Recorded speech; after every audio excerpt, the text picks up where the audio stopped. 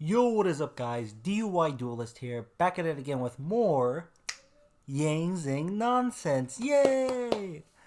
In case you didn't notice, I got a new mic, and I'm really excited about it because I took some feedback from my last two videos about the audio being really scuffed and messing up sometimes, and I want to make sure my videos are as watchable as possible.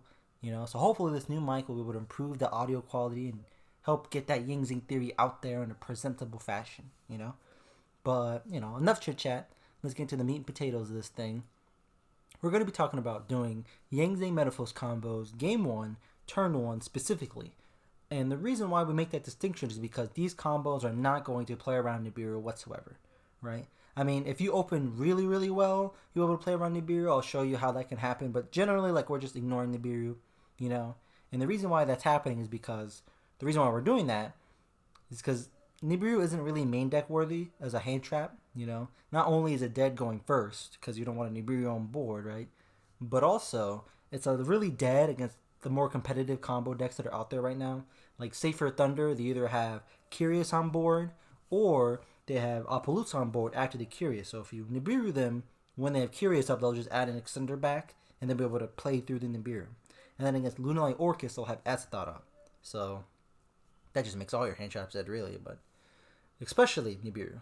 But anyway, we're going to take advantage of that fact and psychologically manipulate the opponent a bit and trick them into siding cards like Nibiru and Gnome and make them think that, these cards would be really good for the matchup, when in reality, we're just going to trick them into putting in these dead cards in their deck. So then game 3, when we go first, we're just going to do anti-Nibiru combo plays, I think that's pretty cool. But, so comboing game 1, it's really hard to put a list. This is a lot of pathing, a lot of variability when it comes to hand, and that's just the kind of thing that comes with time. But if you want a really general checkmark thing, if you have Zephyr access, either from having 2 Metalfoes scales to pop a Yang Zing twice, or having Zephyr low scale as we have here, then you'll be able to do combo.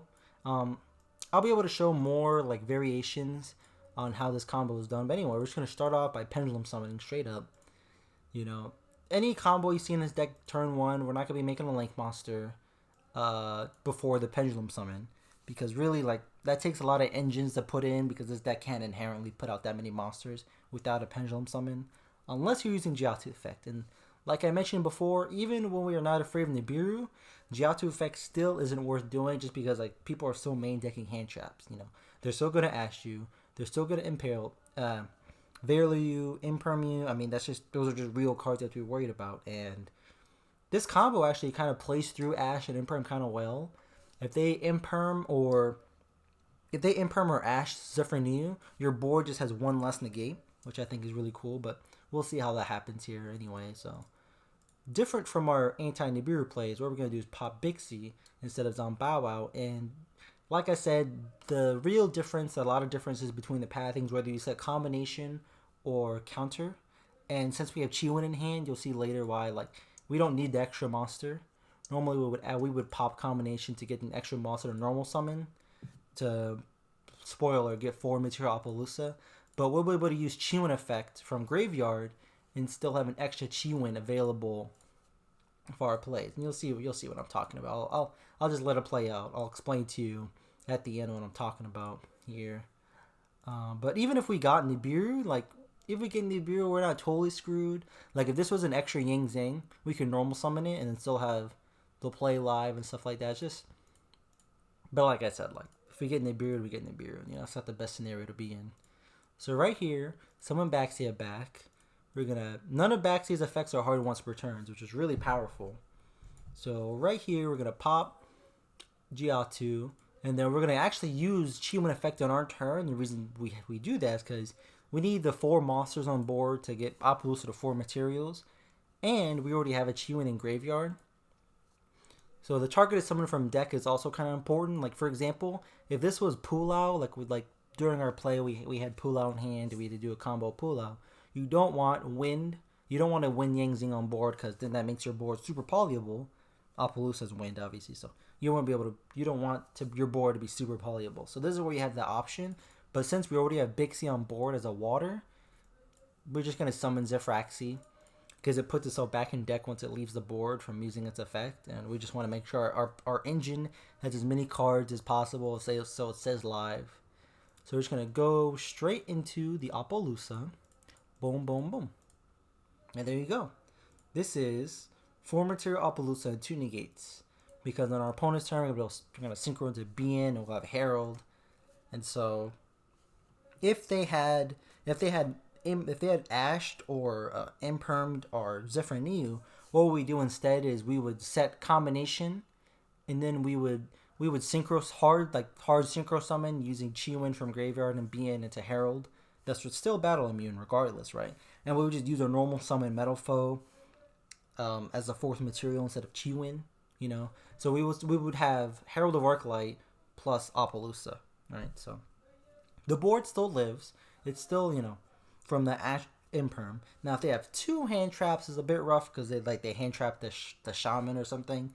Then, you know, that's just, I mean, I guess you just lose. I don't know. I mean, unless they Ash a search that you didn't need. I mean, this deck very rarely plays through like just 2 hard hand traps like Imperm Ash. Another thing about this board that makes it really vulnerable is that the Kaiju. Like, Kaijus aren't really that relevant right now. I'm not seeing a lot of the lists run them. But if they Kaiju the Appaloosa, it's better they Kaiju the Appaloosa than the Yang Zing. But if they Kaiju the Yang Zing, I mean, that's 2 Omni Negates gone. And so if they have like a Mind Control or something, then that's it. They broke your board, right?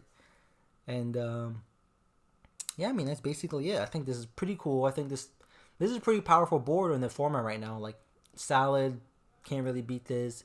Orcus can't really beat this. Like, they'd have to have, like, triple Mind Control or something like that.